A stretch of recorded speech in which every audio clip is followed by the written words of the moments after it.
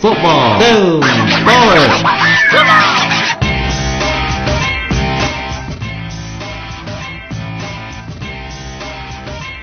Right, FFB podcast, AJ Rhodes, Jake Doyle, Citizen Kane podcast, definitely Three Men and a Baby podcast today, as we were last week. Yeah. We're still on the same day. The Yorkie podcast world still, or the fries peppermint cream of the podcast world? Oh, the fries bonfire crunch. Yeah, that's conspiracy corner, isn't it? Definitely. We're on Twitter, FFB podcast, Audio Boom, YouTube, iTunes, Stitcher. And how was your week? Alright. Yeah. You always ask me this when I don't really have an answer because this goes out 2 weeks in advance. Yeah. At FFB podcast as well. Got some good videos out there now. We do on this day. Have a look. Favourite 4 goals. Fill your boots full of nostalgia. And on this day, film as well, this week. Yeah. Last couple of weeks, 2001 Space Odyssey. Manhattan, next week I think. This week on the show we've got the best and worst Premier League teams of all time. I'm going to review The Happening, and what's your pitch? My pitch is a sports comedy. Whoa, sports comedy. I'm going to challenge you. CEX Barry. Good old CEX Barry. Conspiracy and trivia. Have you got any bollocks this week?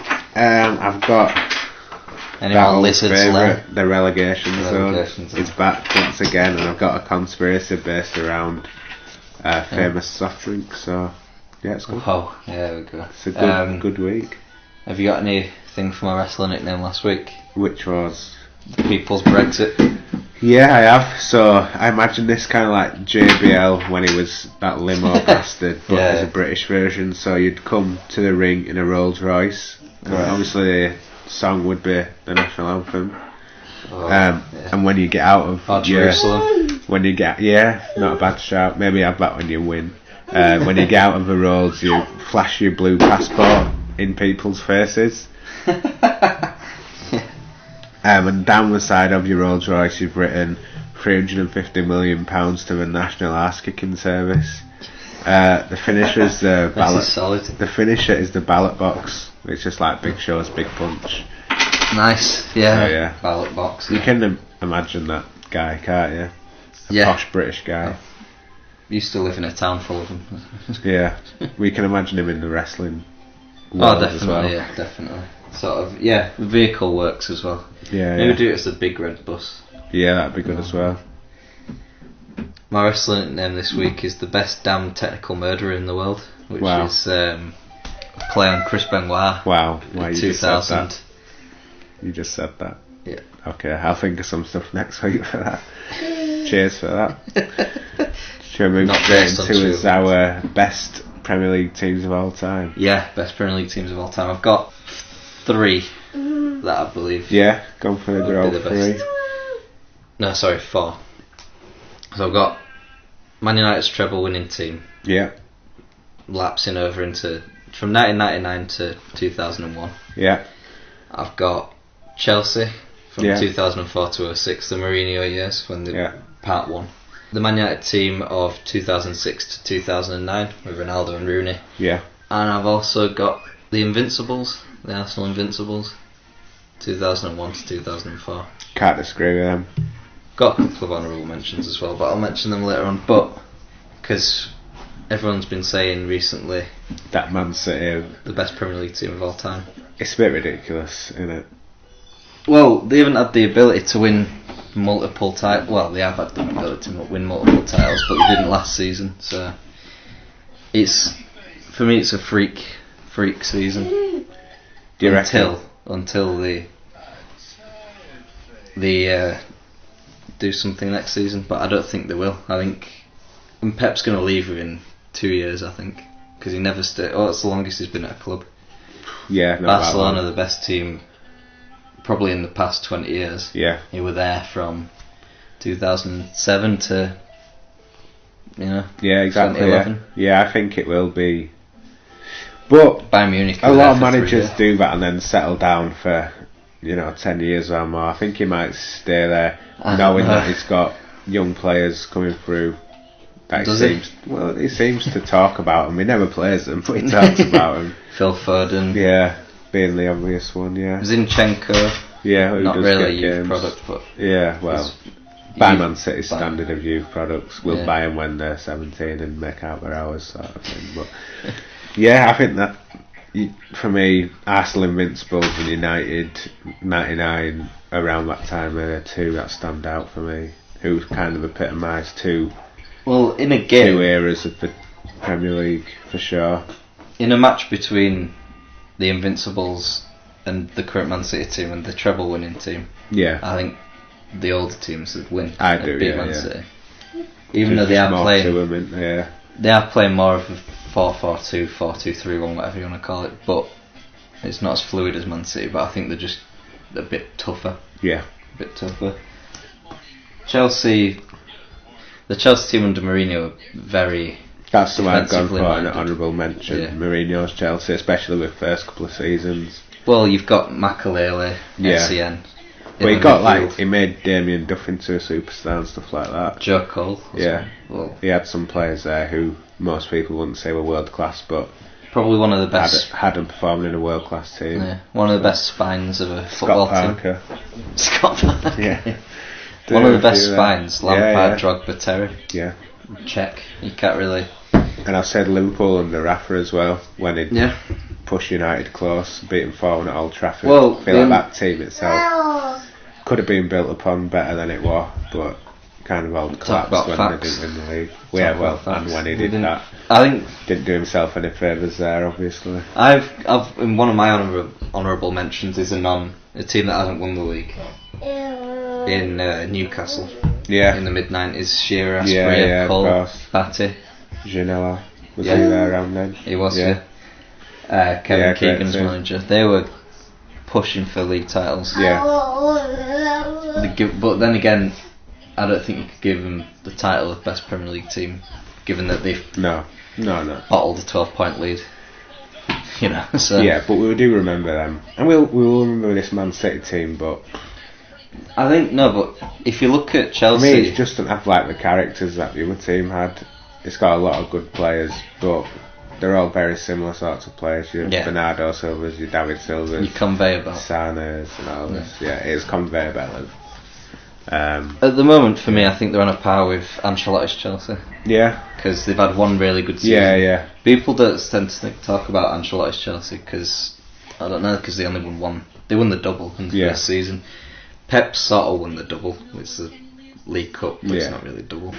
But I think that team doesn't get talked about enough because they were beating teams like 8-0 most weeks. They were crazy.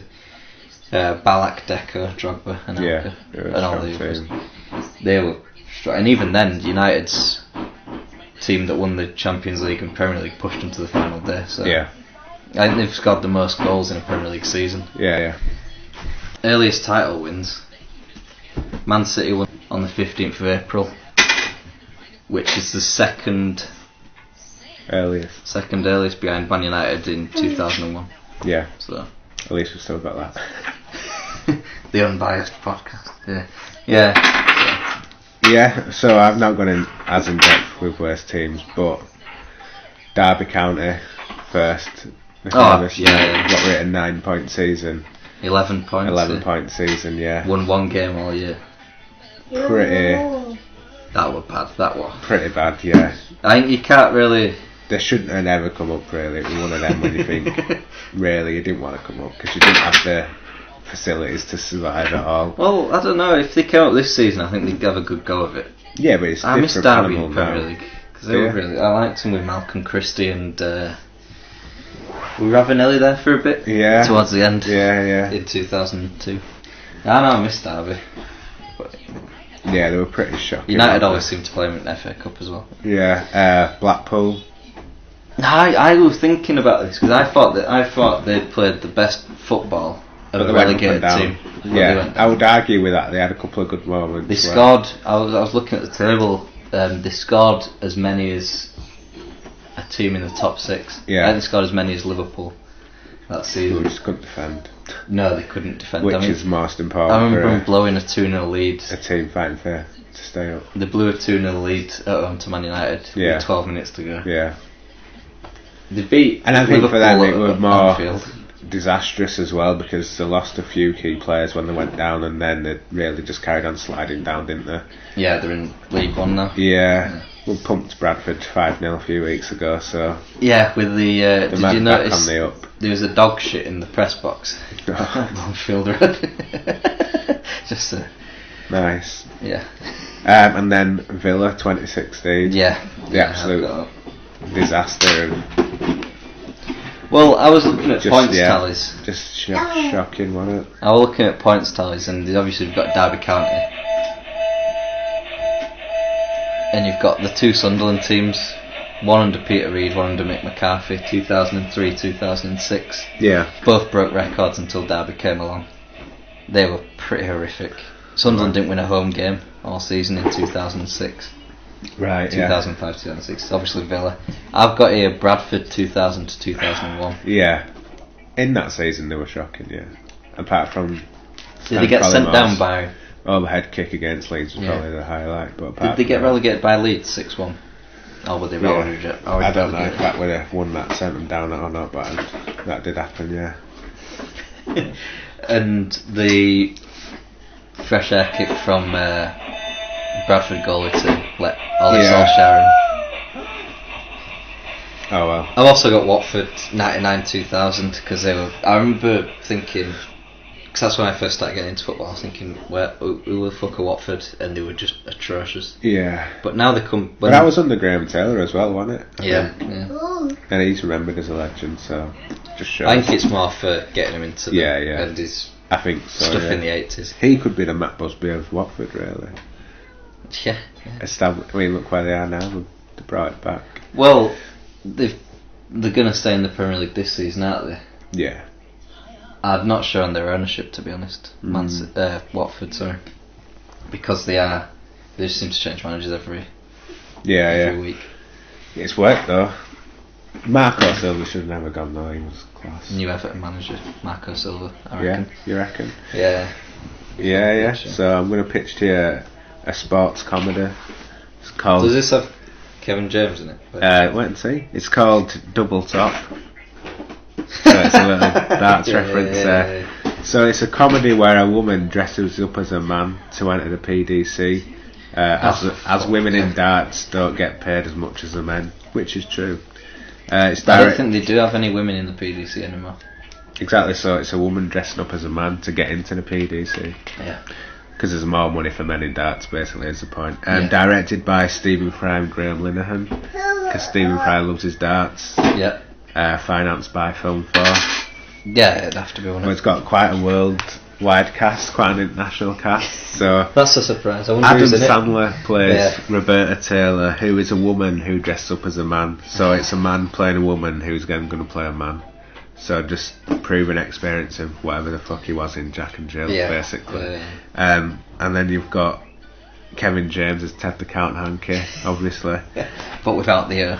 Patrick Stewart as Rob Cross. Patrick Stewart. Phil Taylor. Dana White. Phil Taylor's got a cameo as a man who owns a caravan park, funnily enough. That's convenient. And then there's a CGI Sid Waddle ghost that visits the main character in the night, giving him the idea to join the men's game. Have you got a CGI Eric Bristow as well? Yeah, we could do that if you want. What do you reckon to that then? A cross between Mist Doubtfire and Rocky 2? Rocky 2? Yeah. I was thinking more She's the Man. She's the Man. He's the man. She's the Man when dressed up as a boy to play football. What do you think of Adam Sandler playing a woman? I think that ruins it. It's a bit too much. Should have just done a woman to play a man, but... No, I mean, Dieter Hedman playing... No. Dieter Hedman gets too much. No one else knows who Dieter Hedman is, really, apart from... Tony O'Shea knows who she is, but... Is that us that have made that up, that they had an affair, or is that real? I think Tony O'Shea fancies her a bit, but I think it's like from afar, unrequited love. Is that the word? Yeah, well, it's definitely unrequited. The Adam Sandler. I don't mind Kevin James too much in that, but Adam Sandler, I think. Kevin James is Ted the Count Hankey. Yeah, I think he'd pull it off. Yeah, I do. They're both cunts. So, you know. No, sorry, that's a bit of a disservice to Kevin James. Characters that Kevin James So you hate Ted Hankey more than Kevin James? Yeah. Oh, that surprises me. But Kevin James, I've warmed to Kevin James. I just don't like his comedy or his acting. But I believe as a person he's a nice guy. Right. Does that make sense? Yeah, I guess it does. Paul Blart, I can't stand Paul Blart. Yeah. Here Comes the Boom, no. Well, we've not watched that yet. Well, you can just tell it's going to be one of those. Yeah. He was financing that. I think that could work, because there's not enough darts films, is there? No, I can't think of one. No, I can't. I wonder why. Richard Osman should have a role as a commentator. Yeah, he's like well that. into darts. And Bob Mortimer was his dart. Yeah. Throw him in the mix. He could play the Master of Ceremony as John McDonald. Yeah. With a voice. Yeah. So yeah, that's the pitch. That's a good film. Yeah, I'd watch it. I'm not sure if Adam Sandler went in it. I'd give that 10 on 10. Yeah. In terms of financing, I'm watching it. So I've got a film review for you. It's one of my love to hate. Hate to love. No, it's one of those films that is so bad that I find it's one of my favourite films. Oh, right. The Happening. Right. Mark Wahlberg plays Elliot Moore with opposite Zooey Deschanel as Alma Moore. Best known, Zooey Deschanel, for appearing in the music video for The Offspring. She's got issues, and in this film she definitely has issues. Right. She's one of the most irritating characters I've ever seen in film. And obviously Mark Wahlberg, best known for form, focus and fitness, the Marky Mark workout. Of course. Yeah. I was looking through his filmography. I think the only film that I like of his is The Other Guys. Yeah. You're not a Wahlberg guy. Departed, yeah, but he's not really in The Departed. He's good in The Departed though. Yeah, he's really good in that. You've got John Leguizamo as Julian. Also known as Sid the Sloth. And I told you the week you're in summer. He was in Super Mario Bros. Were he? He was Luigi. He was in Die Hard 2 as well. There you go. And he's also plays a character in Rayman 3, Hoodlum Havoc. What a game. Yeah. So tell me about Happening and what happens in The Happening. So, M Night Shyamalan directing, he described it as on the lines of The Birds and Invasions of the Body Snatchers. Sounds good. Yeah, tagline is, we've seen it, we've sensed it, we've seen the signs, and now it's happening. Right. So, reference to 3 of his fucking films. So, people in a park in New York City start killing themselves, like shooting themselves in the head, jumping off buildings and that's... Right. I thought that was a really good opening. Yeah. Probably one of the best horror openings I've seen in a while. Suicide horror as well is very rare. I think it shows what a good premise the film is. Yeah. But then it just falls apart. Where does it all go wrong? Where does it all go wrong? Well, Mark Wahlberg plays a school teacher. Yeah, okay. Kind of a departure from his usual cop or crook roles. Yeah. Something is addressed in an interview actually. He said in an interview... You can imagine Mark Wahlberg as a teacher, just like swearing in your face if you don't do your own work. Science teacher as well. So. Yeah, I don't know if that's the best casting. About the film, he said, "You can't blame me for not wanting to try play a science teacher. At least I wasn't playing a cop or a crook." Okay. And fair point. I looked at his filmography. The 3 films before The Happening, he played a cop in We Own the Night, a sergeant in Shooter, and another sergeant in The Departed. Well, there you go. So then he goes on to say, it was a bad movie, fuck it, it is what it is. And then opposite him, you've got Zooey Deschanel playing a proper immature cunt. Right.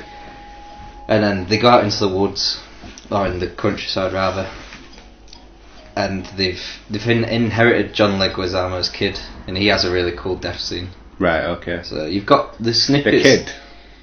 No, John Leguizamo himself, no. Mark Wahlberg and Zooey Deschanel inherit their kid. Right, his okay. Kid, I see, right. So they've got bits there that are good.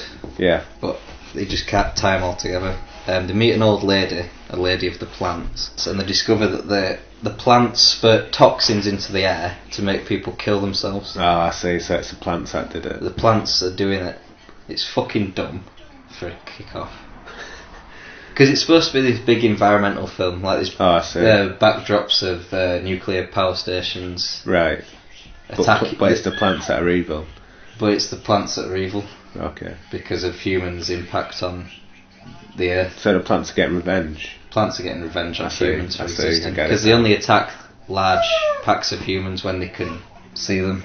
Deep message. It's fucking stupid. Like, plants might turn on us and start killing us because we're killing them. Because there's two attacks by the plants, America and France. Right.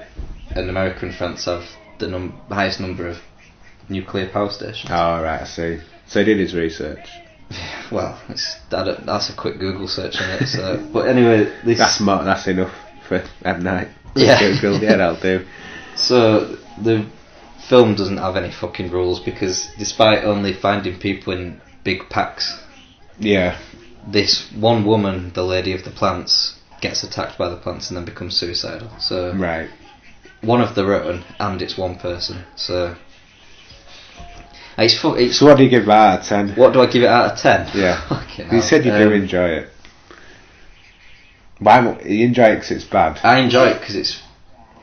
But then again, I'm torn because it has potential. It's got a semi-decent cast. There's some stuff in there. I was thinking for something in a film you've not seen before, that's at least something. I've not seen that done before. The subject, suicide horror as well is good, but...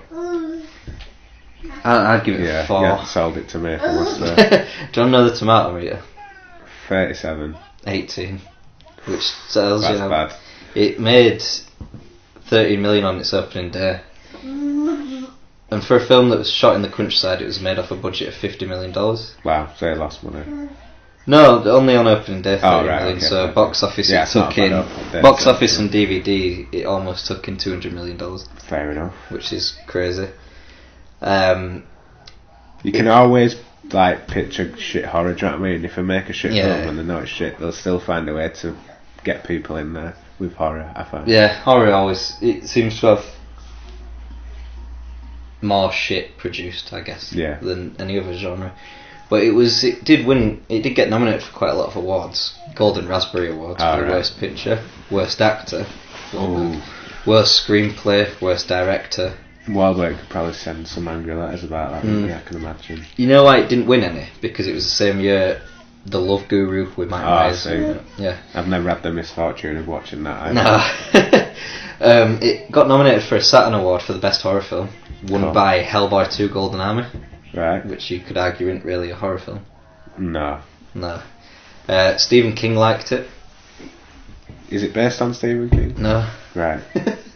And Roger Ebert found it oddly touching, which is complete fucking nonsense. Roger Ebert ain't scared to go against the status quo, though, is there something like that about it? It said it was very dignified as well, so it's... Fair enough. Empire ranked it 8th worst film of all time. Wow. Which is a bit too much. It's strong, isn't it? Just below Sex Lives of the Potato Men. Right. And 2 above The Room. So The Room is only 10th? The Room was only 10th. Batman and Robin was number 1. Love Guru was 3rd. Wow. What's second? Second was Battlefield Earth. Oh, right, okay, yeah. So M Night Shyamalan, what's your opinion of him? I like him. He's got fresh ideas, hasn't he? And I think you should admire that in someone even if they don't come off well all the time. Yeah. He's done He's famous for his twist. His last couple have been quite well received, haven't they? So he's pulling it back. compared to his approach, you're going to have a few turkeys in there, aren't you? Sixth Sense. That was his first film. First foray into cinema. Yeah. Solid film, solid acting, great twist. Bruce Willis the whole time. Yeah. People know that. That's the most famous twist in cinema, I'd reckon. I think so. Yeah. So that was for his first film. Up there with 7, isn't it? And in the same year, did you know he wrote Stuart Little? No, sure. He fucking wrote Stuart Little. Like properly, he was. He was the screenwriter. Yeah. Wow. That's blown my mind a little bit. Blew my mind as well. Unbreakable, 2000, second film. That's my favourite. Yeah, exactly. My favourite from Shyamalan. Still going strong. Samuel L. Jackson, solid performance. Lawrence Fishburne. Forrest Whitaker.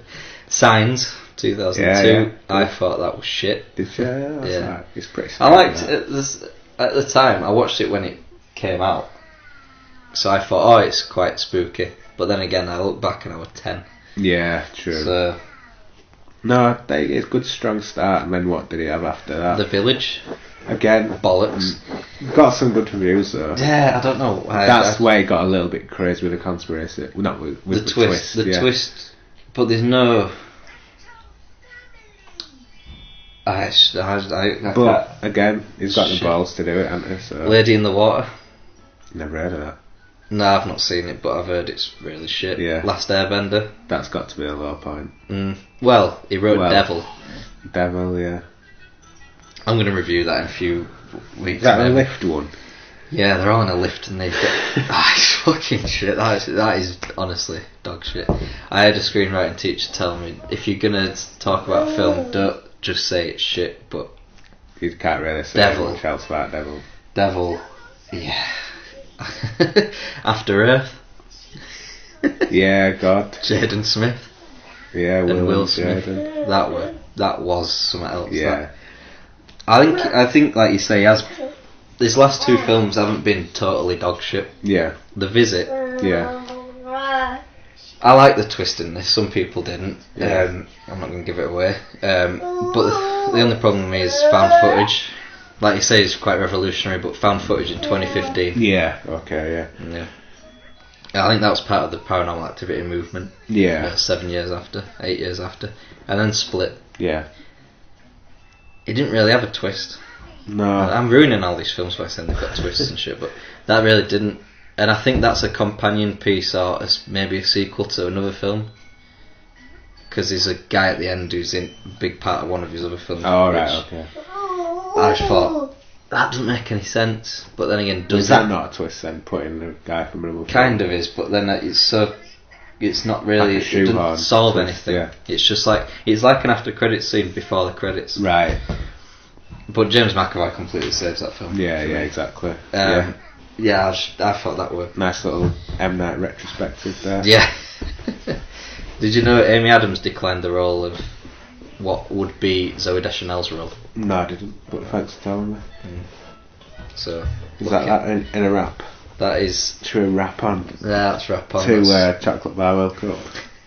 You're going to give me a real one. This one's real, and it's damn real, this. Damn real. Is it fries related? I'm on a fries binge. No, it's... is it English? I don't know. Malteser bar. Oh, Malteser bar. Yeah. Like a Malteser. Yeah, like the teasers, but it's a bar in it. Yeah. I got some of them in my This would maybe be better if it wasn't the little bits, it was all the malt shit on the inside. But it is still pretty good as it is. I'm gonna go with standard dairy milk. Well, I think Malteser bar beats dairy milk. Yeah, probably, but it's like, that's a classic. Yeah, but you've always got to have one classic team that don't make it to the World. Yeah, Italy. Yeah, Malteser bars. I love Malteser bars. Can be our Italy. What celebrations, isn't it? Celebrations, I always go for the Maltesers. Yeah. Because it's Snickers, and everyone leaves the bounties till last. Generally ruling it. Malteser bar, yeah. Maltesers. But are they the bar? Whereas the bar itself, 'cause it's Chocolate Bar World Cup, so not the actual Maltesers. No. That's if a Malteser was put into a bar. Do these exist? Yeah. Have you not had them before? You just said I feel like I have. About 3 seconds ago. I feel like I have. I've seen them, but that might just be my mind playing tricks on me. Yeah, it's called Teasers. Yeah. Teasers. Yeah. Teasers bar. Right. Is that a thing of the past? I haven't seen them. I remember I have. Yeah. No, you're right. I have seen them. So yeah. It's no Fry's Bonfire Crunch, is it? No, I'm keying that in. 16th qualifier for the Choc World Cup. So far, it's a very, very strong field here. We've got Starbar. Yeah. Dairy Milk Caramel. Yeah. Whisper Gold. Mars. Lindor. Kinder. Boost. Double Decker. Kit Kat Chunky Peanut Butter. Kinder Bueno. Curly Whirly. Whisper. Dream. Cream Egg. Controversially. Fries, peppermint cream and Maltesers, 16 Wow. teams, 8 to go, 8 to qualify. We Well, will be drawing them on the 11th of June. So, sounds good. yeah, 8 qualifiers. What else you got left? Well, so I got left. I'll give you Barry CEX. So I love the shop CEX. Just give us a background on this again. Just from our man Barry. Barry in the CEX trenches. He loves finding a bargain. And he's going to tell us what he found this week. He's going to tell us what he found this week at good prices, very good prices. So I love the shop CEX and find some amazing DVDs for sale in there from time to time at very good prices. I went today and bought a DVD. Viva La Bam Series 1. Classic. Yeah, just the sort of DVD you go for, isn't it, when you go into a shop. After I bought it, I checked out the discs and found them to be scratched and I was not happy. I asked the guy if he could please clean them for me. For him to just clean them, just using his sweaty top to clean them. Wow. They have professional cleaning machines in the store and he did that. I was not happy. I get home now and finish my work shift, find out that the discs are still totally wrong series in the totally wrong box. And I am just totally not happy because of this.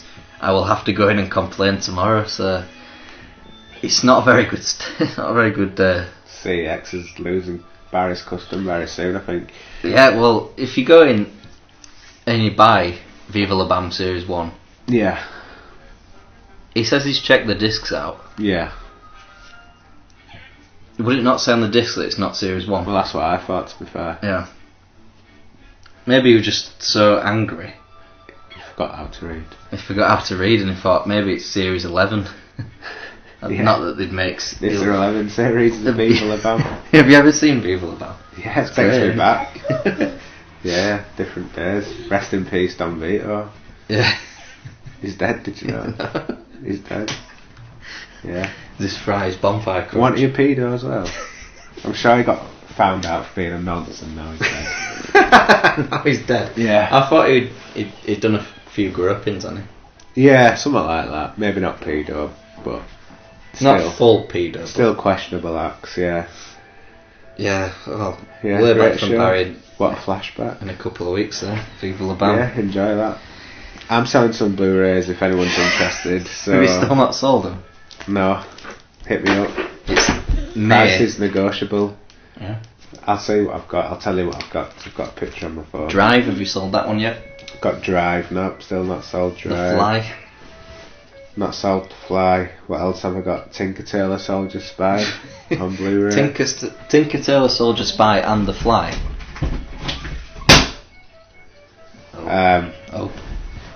The World's End, The Dark Knight Solid Rises, and The Departed. So hit me up if you want any. So Blu-rays. last week you said you were telling me about the Lizard's Lair.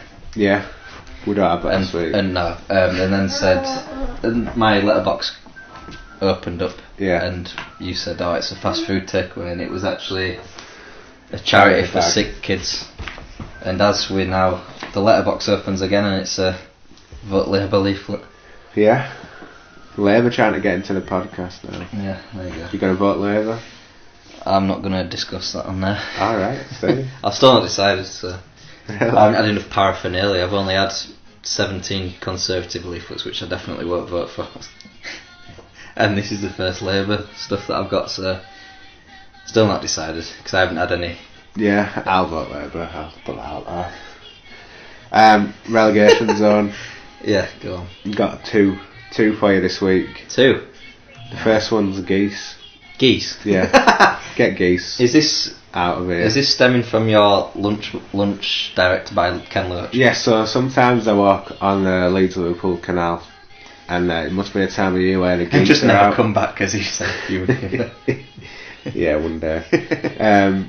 The geese, I think they're hard, basically. Usually you walk past them and they're pretty leery. But one particular episode, I was walking down, there was a geese probably turned 90 degrees, so looking across the river, looking across the canal even. And I thought, yeah, I see you there. When I come close to you, I bet you're going to turn and like start on me. So I got closer, he turned his little webbers a little bit.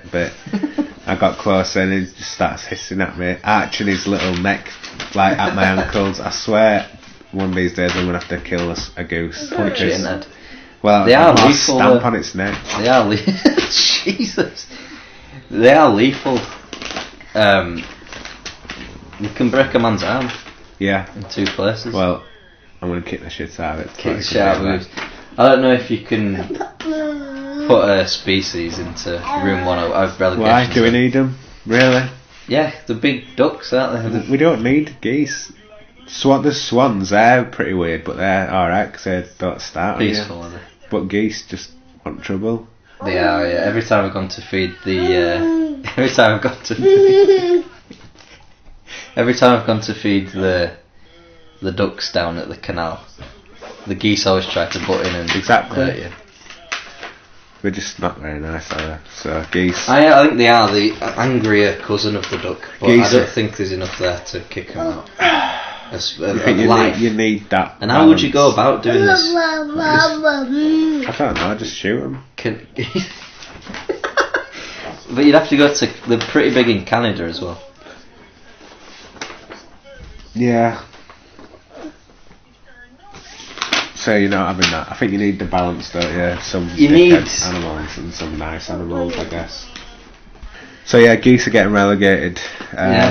My other one is uncontrollable hotel room heating. When you're in a hotel room and you can't control the heating, and based off real life. Yeah, you turn into a prune overnight because you're that dry. Well, I've had the opposite of this where I couldn't get any heating. Well, the majority of my hotel stays I've been in Edinburgh, so I can't really. It's usually quite it's freezing cold. Anyway, you appreciate it. Yeah. But I've stayed in quite a few places where the heating's been alright, the aircon and that. So. Alright. But when you go that's to quite places. That's a personable one because I don't even have the heating on much at home and I get told off when I turn it off. But most of the time, I don't put it on. My heating's not on. Yeah. Because the sun comes round and shines on from 2 till 5 and it's just... To me, like, the heating's an emergency measure. When it's the coldest winter, I have it on all the time, but... Well, today... Not all the time, but... Today it's like... It'll be about 20 degrees, I'd say. In the afternoon, so... There's no need for heating. Yeah. Like the other day we came back from the farm and it was...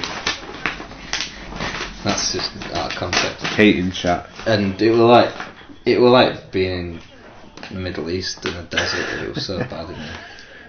Top heating chat, innit? Top heating chat, this. I feel bad for bringing heating up. It's just so boring. I like to turn my phone and sat down for the first time in... What have you got next? 2 weeks. I've got a relegation zone of my own. Oh yeah, you did say you were going to do this. People who think they're football pundits on Twitter. So normal people. No, but like you get people who say, "Oh, I should be playing a diamond midfield 3 with 2 double pivot registers and inverted." Yeah, but these are just normal people. Yeah, it's Dave from The Office who thinks is I agree. People like that should be in room 101. Oh, I mean the relegation.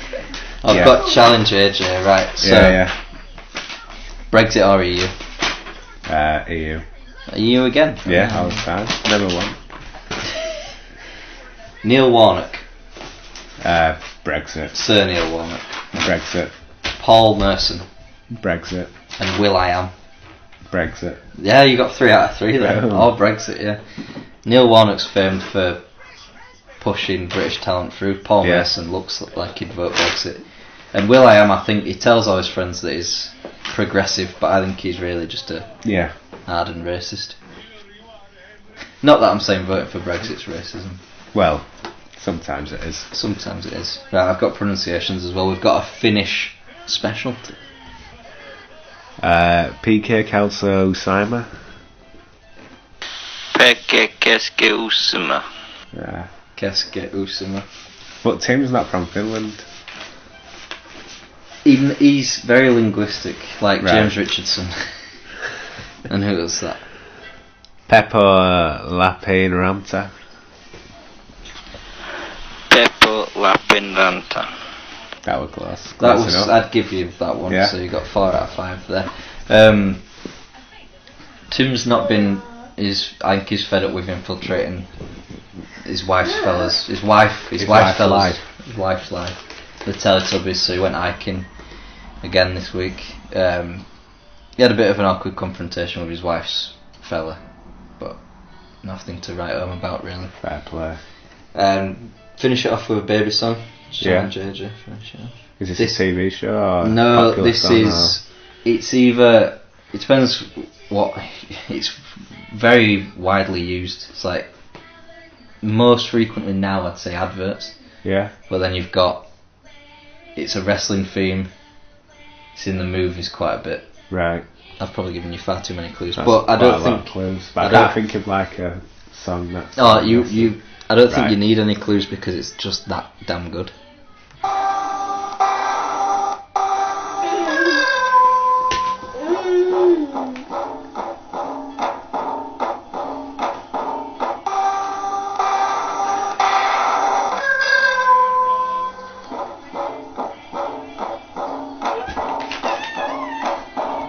So what do you think it is?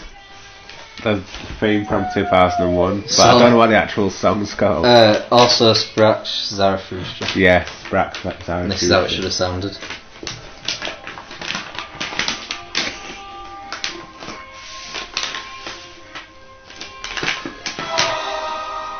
Yeah. You've redeemed yourself, I must That say. was solid, that one. You've redeemed yourself there. I've been working quite a lot this week to get that nailed down. Yeah. Yeah. Yeah, you've Best redeemed film yourself I've ever there. made. Best film I've ever made. Right, yeah, so proper conspiracy now after last week's London bashing conspiracy. That was just a vendetta, that one. So, the conspiracy is that New Coke was intentionally bad to drive up demand for the old product. So when New Coke got released in 1985, where they changed the formula after a new boss came in 1985 and he changed the formula, not a lot of people liked it, and a lot of people quite offended that we did this to an American icon, if you like. Yeah. So then, obviously, that built demand for the old Cokes. When that came back, the old Coke was like really popular again. Yeah. So solid marketing that from guys at Coca-Cola, I think. No, I think you're right there because they were upheaval and then the best. It doesn't matter because Coca-Cola's never going to die. It's always going to be extremely popular and one of the biggest brands in the world. So Yeah, any bad publicity, people are still going to buy it. exactly. So to get people talking, I think it obviously works. I've heard this story a few times. Yeah, I think that's pretty solid. Yeah. Although, would you blatantly harm you? It's a fairly protected thing, I'd say. So yeah, maybe that is right. They did focus groups and people in them, you could tell that it had such a negative effect. A lot of people said they preferred the taste, so a few people weren't that arsed, but then a few people were more strongly against it. Because they still did it. How quick did it take them to revert back to the original? Because obviously we'll like have never months. tasted this, would we? It was like months, but then what they did, they had both out at the same time, so we had classic Coke and New Coke. Right. So yeah, I think that is there were jokes about New Coke, there were ads for New Coke that got booed at football games. Fidel Castro contributed to the backlash, calling New Coke a sign of American capitalist decadence. And even the boss's son shared similar misgivings, who said it was the only time he's agreed with Fidel Castro. Yeah, Fidel Castro, top man. Yeah, if they only had it out for a few months, I can't see, that's not beyond the realm of their thinking that, I don't think. They were losing down to Pepsi when we did it, so yeah, believe it or not. Should never let them go. But how is Coca-Cola going to survive the sugar tax? That's the question. Do you know how? I got a bottle of... By tricking people. They've already been doing this by bringing out 380ml bottles. Yeah. The bastards swindled me. I had a bottle of Lucozade, original orange. And instead of, I thought this feels really small in my hand. Yeah. And I never get that. It's got big hands. I never get that feeling when I'm holding a bottle of Lucozade. I thought this is going down really quickly. Yeah. And I look on the side, 380 millilitres, and I was like, you fucking bastards. But yeah, I guess it's a good thing, really. I don't mind the sugar tax. But Coca-Cola have changed the branding, haven't they? So you can get red cans now, but then there's a little strip at the top that says no sugar or something. Yeah, they've done. And they're adding peach to it to make I saw that I was driving maybe through. to supplement the sweetness that they're going to miss from that and sugar in. But I drove past Murgatroyd's the other day. Right. Near Leeds Bradford Airport, and there's a big. Other fish and chip shops are available. Yeah, like the fish and chip shop opposite Trawler's Catch. Go there instead. Don't go there when it's busy. Don't go to the chains. Go to Trawler's Catch. Yeah, I saw that. Have you seen Pepsi's new advert? No, I've seen the dreadful Diet Coke ones where they're like, do what you want. If you want to wear this, wear that. If you want to be a knobhead, drink Diet Coke. Pretty much, yeah.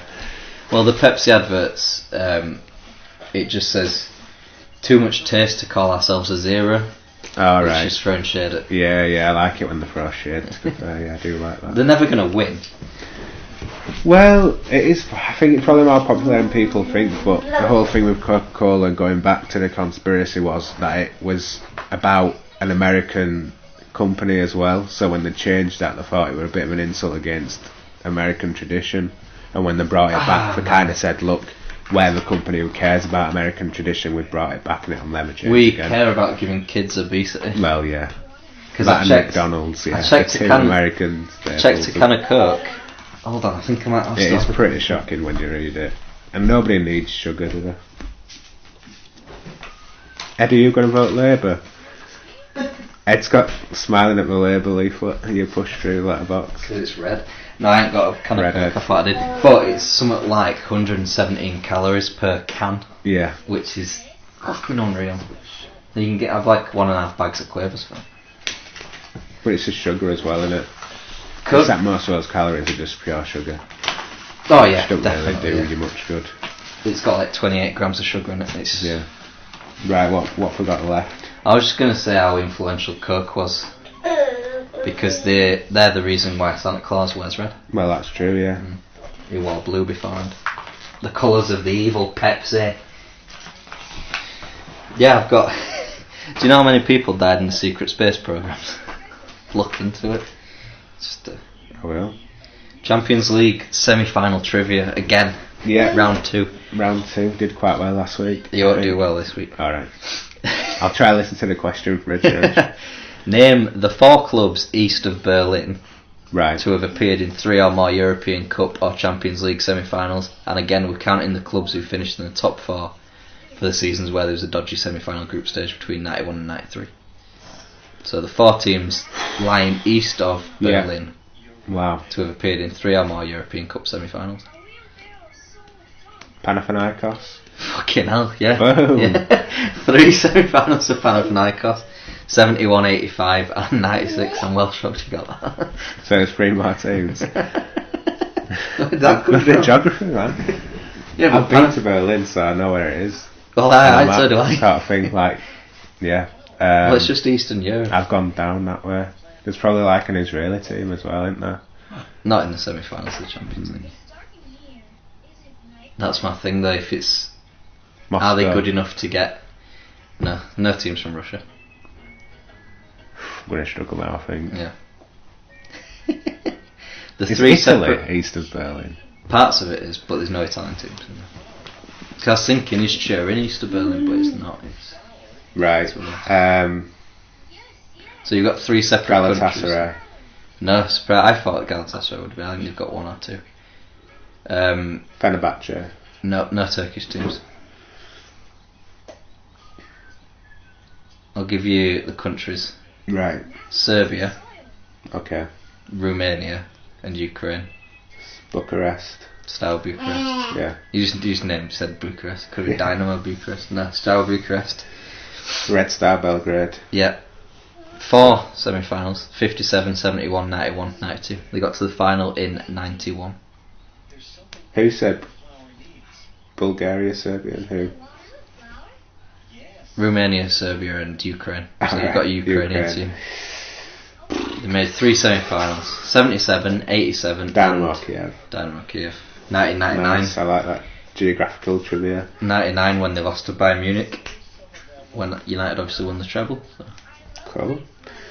Right. Kiss, kiss, bang, bang.